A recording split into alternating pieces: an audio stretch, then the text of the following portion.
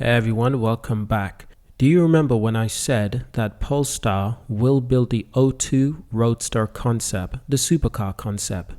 Well, I was right. Now we have confirmation from Polestar that they intend on building this vehicle someday.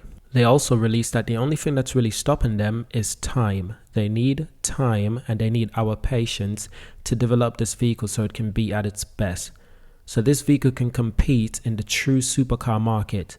So that this vehicle can not just compete in the supercar market, but be better than anything else you can find in the market, such as the Tesla Roadster, such as any future electric supercar that's coming out in the next 5 to 10 years. So we've got confirmation from Polestar boss, the CEO, Thomas Ingenlath, and he said, "My ambition is to make the O2 a production car." So now we know that Polestar intends to build this vehicle. What they need is our patience and they need time. Now, it was no surprise to me that Thomas Ingenlath really wants to build the Polestar O2. It was no surprise because I knew from the initial get-go that they're not just building this car to get hype around their stock and the SPAC. They were designing this vehicle in order to show the world what they're capable of doing. Now that we know that they have the potential to build this vehicle, we can start asking the hard questions. How long it's going to take? What's the cost in development? What's stopping them from producing this vehicle right now? And I'll answer your first question right there. The main reasons why they can't build this vehicle right now is that they're focused on more important vehicle to the overall market. The simple fact is, supercars, they're not going to sell a lot of supercars. No supercar company sells a lot of supercar compared to a normal conventional car company who sells hatchbacks, sedans. You get the point. And supercars, not everyone can afford a supercar, so the market is a lot smaller. What Polestar is doing is the same thing that Tesla is doing. They're focusing on the bigger market, and that's supplying people with cars that almost anyone can buy, cars that normal people can afford. The simple fact is people can't really afford supercars unless you're rich. We also have other quotes from Polestar's CEO. He said, "You have to respect the complexity," and this vehicle is extremely complex. We can all admit that. He also said, "We have to see where the O2 is going." The O in this car is stand for oxygen, O2. And in this scenario, Polestar CEO actually gave us an analogy, and I quote, "When you've painted a painting, it's always good to let it rest. Look at it after a couple of months and still see if there's good, and still see if it's a good painting." Basically what he's saying is he wants to leave the Polestar O2 out there so people can decide for themselves if this car is something that should really be built. And they want to assess that question as well. Should we really build this car? Is it really worth it?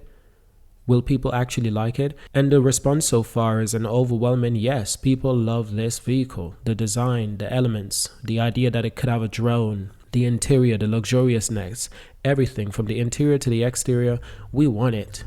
And thankfully, Polestar actually showed off the O2 concept at the Goodwood Festival of Speed, where a lot of people got to see this car, and they gave Polestar more attention. They gave Polestar more recognition. They gave Polestar more confidence that if they do build this car, it's going to sell really well to the rich and wealthy. But we've got some exciting news from Polestar in the last couple of months about their development, their innovation, and new technology that they're working on for their new cars, such as the Polestar 5 that started as the Polestar Precept concept. It's the same thing with the Polestar O2. It started as a concept. The next stage is developing this car. The problem is it's going to take up to 5 years, in my personal opinion. Polestar is just focused on more important things right now. They're focusing on building cars that I can afford, that you can afford, before they build a supercar for the rich and wealthy. Because that's not their overall trajectory. That's not their overall plan. Polestar never said they wanted to be the next Ferrari, the next Lamborghini. No, they want to be the next Porsche. But they want to do it a little bit better.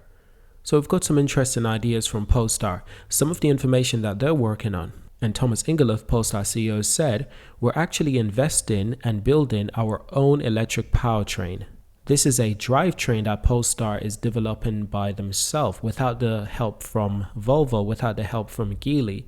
They're doing this all on their own. For the first time, they're getting to decide what goes into this innovative new concept that will lead into the Polestar 5 that's currently being developed in the United Kingdom.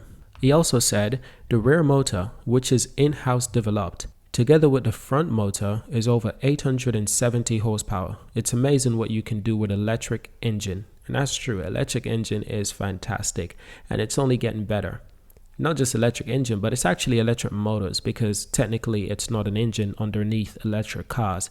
There are motors. And he continued to state more important information on Polestar. And I quote, "It's insane and great, and it's super to do that. And you can imagine what kind of car you'll get there. But with 870 horsepower will not be outstanding, because Tesla can do that. Everybody can do that." And that's true. Basically what he's saying is, right now, if he developed the Polestar 02, the technology that he can put in that car is something that Tesla is capable of. They're probably going to do better than that. And other companies, Lamborghini, Ferrari, they're capable of building a super electric sports car. So he understands that other companies out there can do this and they can do it better. So if he wants to develop this car, he wants to make it even better than other companies. And that's a really important idea and concept that I really like. And one final thing that he really touched on that was important. The question is how that thing drives. And I'm 100% sure that guys in the UK team and our tuning specialists in Gothenburg will make the Polestar 5 an enjoyable car for drivers that really handles well, how precise it settles, how precise it's in its steering. So you get this idea of Polestar that they're really working on the drivability of their vehicle. They want you to enjoy driving the vehicle. Not just having a vehicle that looks amazing, but they want the vehicle to have an incredible driving experience that customers cannot say no to. And I love that idea. He went on to saying, all the people that feel excited about not driving an SUV, he laughs when the TG puts him to who target. Polestar CEO laughs when TG puts it to him, who's the target market? And it's not totally exotic. Of course, there is the Porsche Panamera out there, which in a way offers a similar proposition to the customers. And it's a successful car, so I'm pretty sure that there's an audience for that. But one final quote that I really like from Thomas Ingenlath is him saying, the Polestar 02 is the hero car for our brand. This is the car that's probably going to get the most attention because it's just stunningly beautiful. Now, the good thing about this is that everyone is struggling to build an electric supercar. Even Tesla is struggling to build their Tesla Roadster, the new Tesla Roadster. It's taken everyone some time. I'd say Polestar is perhaps 2 to 3 years away from starting development on the Polestar 02. Now, considering that other manufacturers such as Tesla is already developing their Tesla Roadster, they're just waiting to put that vehicle into production. And that vehicle should be hitting production either late this year or sometime mid next year or early next year.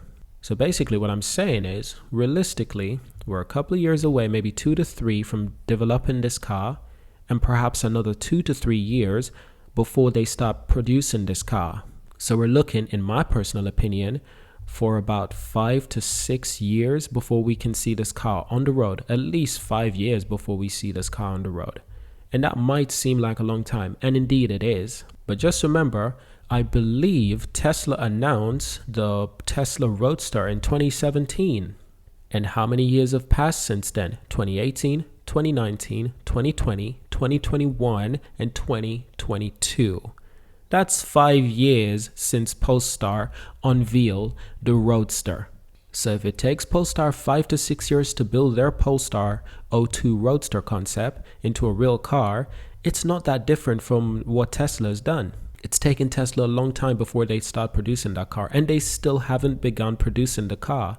They're not producing the Tesla Roadster. They're not producing the Tesla Cybertruck yet. And that's Tesla, who has the facility to produce these cars, but they understand that they need to focus on the everyday person car first before they can produce supercars for the rich and famous. So don't be mad at Polestar because they're going to take 5 to 6 years to produce their car. It's taken Tesla longer than that as well. It's taken Tesla a similar time. Like I said, it's been 5 years so far, and there's no Tesla Roadster yet. So I hope you enjoyed this video. Thank you for watching. Subscribe to see more.